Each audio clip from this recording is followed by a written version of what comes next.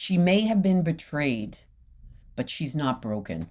I will share with you some of the strategies she used to survive a spouse's betrayal. So here's a question. Should you confront the other woman or just pretend she doesn't exist, like a high school yearbook photo?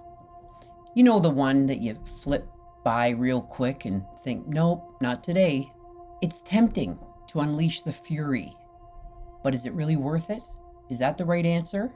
Or should you rise above like some Zen master who's so calm and cool and collected and doesn't let anything faze him? Honestly, it's like choosing between slapping a person with a fish and just walking by and smelling the fish. Let's figure out the smartest play in this emotionally ridiculous game. I was working with a client, this client, let's call her Janice. On the outside, her life looked great. She had a home, she had a few kids, she had 3 kids, and she was doing everything right. She was part of parent council at the school. She volunteered in her children's classrooms, organized the kids' schedule, got all the groceries done. She was a full-time stay-at-home mom, real busy, and all the while, that smile through the exhaustion, that expression that people often mistake for contentment, that smile on her face, well, she wasn't really feeling that happy on the inside. And let me tell you, Janice felt emotionally disconnected. She'd lie in bed at night scrolling through Instagram, looking at everyone else's happy stories and lives, feeling like the spark in her relationship was gone. If her life was a car, it was like she was running on fumes and autopilot. She loved her family, but the marriage, it felt more like a roommate situation for her than a real loving relationship. Something was missing. A lot was missing. And then the bomb dropped. One evening, her husband walked into the living room. She was sitting on the couch just watching a show. And he said, "Janice, I found someone else. I'm leaving." And just like that, no warning, no dramatic lead up, just a cold, flat, "I'm leaving." It was like he was reading a teleprompter with bad reception. Janice sat there frozen. I can remember our conversation. She didn't know what to say to that. Her whole life was turned upside down in the matter of 3 seconds and a few words. All she was left with was like the sound of her heart beating, banging inside of her ears. Her husband left, and she was faced with an unthinkable future, alone, betrayed, and without the life that she'd built with him, with her family. All their hopes and dreams just shattered like that. Here's the thing. Janice didn't jump up and declare her independence like some triumphant movie character. Nope. She curled up in her denial like it was a weighted blanket. She avoided decisions just like a pro. Like, why face reality when you can just sit in the void? She was frozen, paralyzed. She was stuck. She was shocked. The prospect of moving on was overwhelming. Like, file for divorce, make life decisions, be a single mom parenting my children. She just stared at her phone like it might give her the answers. She was too paralyzed to take any action. At this point, Janice was overwhelmed by guilt, sadness, and confusion. She didn't even know where to start, so she did nothing. Sometimes doing nothing feels like the safest thing to do, right? But it doesn't get you anywhere. This is when Janice and I first met. We've had many long conversations, but I can remember, and we've talked about it since, I said, listen, your happiness isn't tied to your marriage. Your happiness is tied to you. It was an aha moment for her, and I love when that happens. Because we only know what we know. We only think what we think. So sometimes other people can inspire us to think differently. And it was a mic drop moment. I helped Janice see that she had to stop tying her self-worth to a broken relationship. She had to stop believing that without him, her life wasn't going to move forward. Her life wasn't worth living. She wasn't able to do it on her own, and she was a failure. This was Janice's wake-up call, her aha moment. Her marriage was gone, but her future wasn't. Feeling overwhelmed by the complexity of your divorce journey, don't go it alone. Check out our video. I created this video, Want Better Divorce Support. Get expert advice for your journey to learn why hiring a divorce coach might be your best move to navigate this tough time. So, after months of sitting in the emotional muck, Janice did something bold. She filed for divorce. This wasn't just paperwork.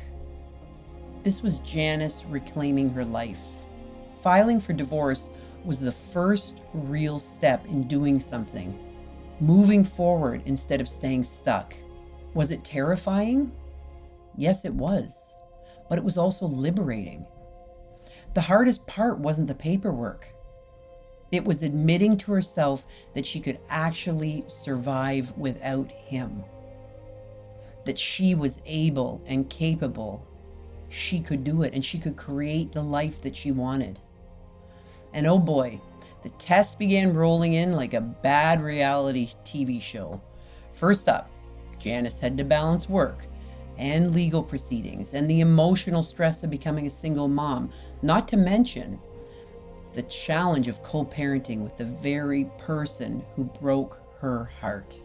That's like trying to build a Lego tower with someone who keeps knocking it down just for fun. It's a challenge. But Janice wasn't alone. Her allies showed up. I helped her navigate the messy logistics and emotional minefields. Her friends and family rallied around her to help her, take care of the kids and help her with meals. And the mere thought of her fueled Janice's jealousy and insecurity. The mere thought of his new partner fueled her insecurity, testing her resilience in ways she never expected. One night, after a particularly rough day, she found herself alone sitting at her kitchen table. The kids were in bed, and there was documents stacked high that she needed to go through. Am I really strong enough for this? She thought. She told me she had her head buried in her hands for she doesn't know how long.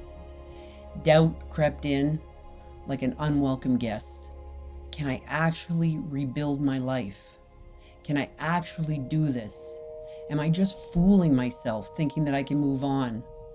Janice knew she had to face the darkest part of herself, the fear that maybe she wasn't enough, that maybe this was all too much. And then Janice did something that surprised even her. She put the kettle on, poured herself a cup of tea, and she dove into all that legal paperwork into the wee hours of the morning. And again, she took action. She moved forward. She took purposeful action, and she was rebuilding. She was deciding to rebuild her life. Struggling with post-divorce emotions? Discover how managing your emotions effectively can prevent costly mistakes. Watch our insightful video here, Are Your Emotions Stealing Your Happiness? What leads to emotion-driven mistakes? For strategies on keeping your cool and moving forward with confidence. You might want to check it out. While Janice was doing the work to heal her emotions, she learned new communication skills, negotiation skills. She met a financial expert, got her finances in order, and she continued to meet with me, and she was able to handle all of the practical and emotional aspects of her divorce. Something happened inside of her. Janice realized she was free. She was strong. She was free to design her life exactly the way she wanted. She started creating new routines with her kids, making their own traditions, and feeling more empowered than she ever had. She no longer needed validation from anyone else. She found something more powerful. She found herself.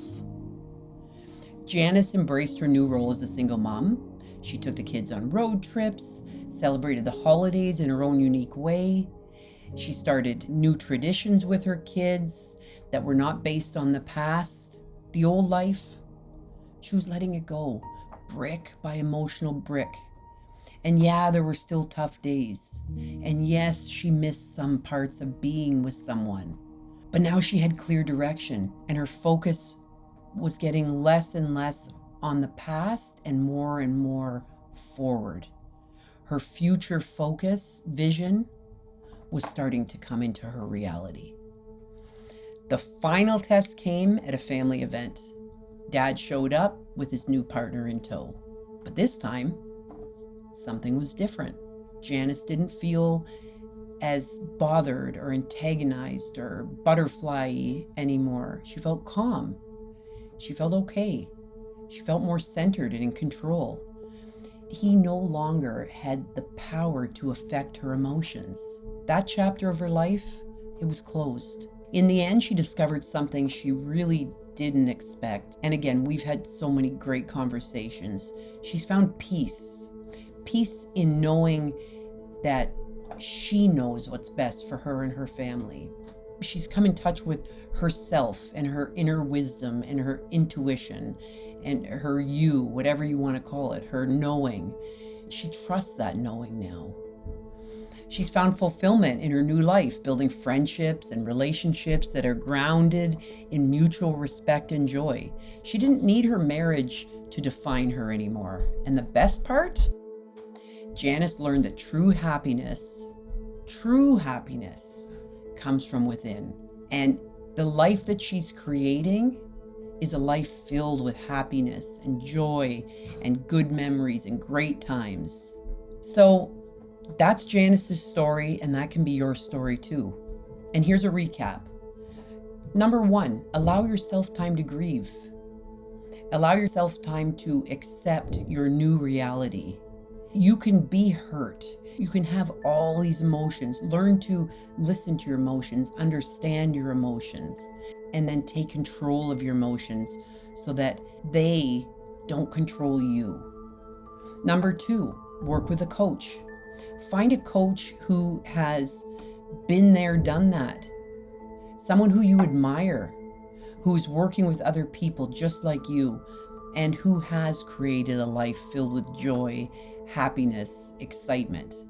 You know, someone who is prioritizing health, work, family, relationships, and herself or himself.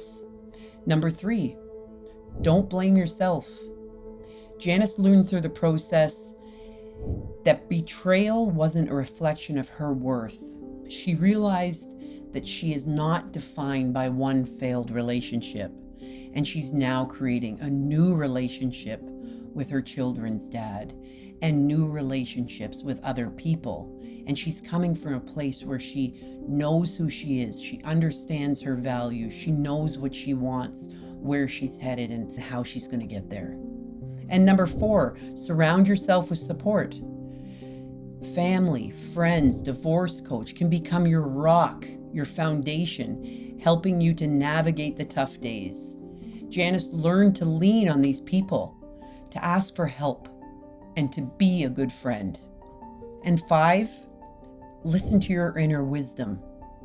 I have been on the path of self-discovery for the past 20 years, and it's the most incredible journey that I have ever been on.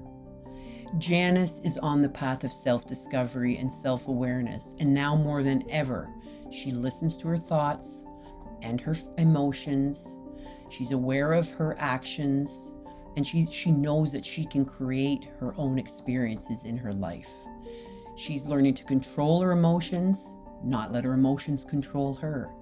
So those are the 5 takeaways. And because you're watching on YouTube, thank you. Subscribe today, because this is the only way that I know that you like what you're listening to and what I'm sharing with you. You know, there's so much research to back this up. And when people are in a happy relationship, their life is more fulfilling. They feel better. They're probably exercising. They have friends. They're moving ahead in their work. They're learning. They're growing. I mean, relationships are what we as humans yearn for, we crave, we want so badly, and we need in our lives. And it all starts right here. It all starts with me, in me. It all starts with you. Know that you are perfect, just the way that you are. And you are loved, and I believe in you. And if you are asking yourself, should I stay in my marriage or should I get a divorce? Well, that was the single most difficult question I've ever asked myself in my life 20 years ago. So over the past 20 years, and based on the work that I've done with clients and the research and reading that I've done, I've created a free 9-day video course designed to help you discover what you really want, why that's important to you, and then for you to decide what is best for you and your family, whether it be to stay in your marriage or get a divorce. What is best for you? Sending love.